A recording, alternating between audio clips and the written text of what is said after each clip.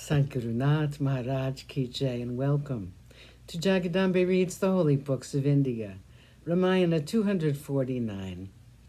As you may remember, Hanuman was really telling Sugriva how to behave.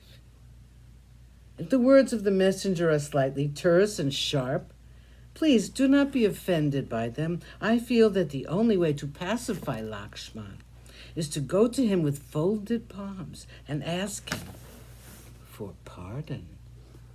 I am your well-wisher, and so I have made bold to talk to you so frankly as to what you should do. It is my duty to save you from the wrath of a righteous man who has been sorely tried. Remember, my lord, if Rama should really be angry, if he should take the bow in his hand and string it, the three worlds will tremble and he can destroy them all. If Rama should change in his feelings toward you, then nothing can save you or us. Please remember the debt you owe him and make certain that he does not give way to anger. You should not be indifferent to these valiant brothers from Ayodhya, even in your thoughts. Rama has great affection for you, and you should make every effort to retain that affection. Hanuman's words had the proper effect. Lakshman was requested to enter the city, and very humbly he was conducted inside Kishkinda. The doorkeeper saluted him with great respect, and they were frightened to see the anger on his brow. He walked along the path which led to the mansion of the king. Soon he reached the doorway, and he entered it like the sun entering a dark cloud. It was jealously guarded, and no one tried to impede his progress. Lakshman entered the palace and passed several sections and terraces, which were richly decorated. He reached the Antapura of Sugriva and paused at the doorway. Music could be heard from inside, and the twanging of the strings of the veena. Beautiful women were to be found everywhere. Unused as he was to the company of women, Lakshmi was feeling quite shy and embarrassed by them. The music, the sounds of their anklets, and the fragrance, which was all over the place, were making him feel uncomfortable.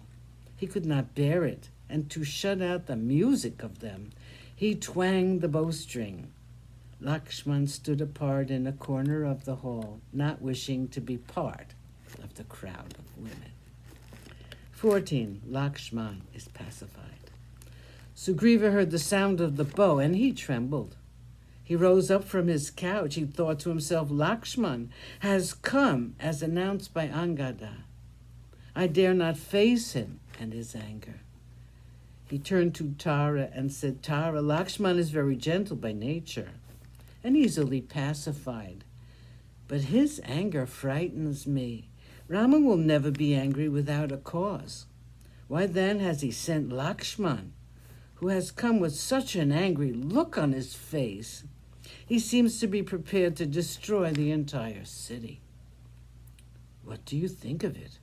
Tara, go to him and find out from him what has caused this displeasure in the brothers' hearts regarding me. Speak to him in such a way that his anger may be appeased. He will not be able to display anger in your presence. Great people will never behave in a manner harmful to women. I want you to go first and make him shed his rage. I will follow you and talk to him after a while.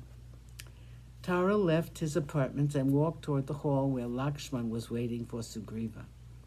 Her gait was halting and her eyes were half closed with intoxication.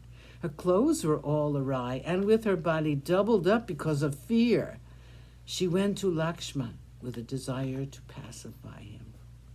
That noble-minded prince looked at the queen of the Vanara king and noticed the condition she was in, and he was trying to ignore her. He could not display his feelings in front of a woman, and he bent down his head to avoid looking at her. Tara, however, went toward him and began to talk to him. Her words were bold, and they were spoken with a genuine attempt to make him quit his anger. Sadhguru Nath Maharaj Ki Jai. Thank you for coming. I hope you come again.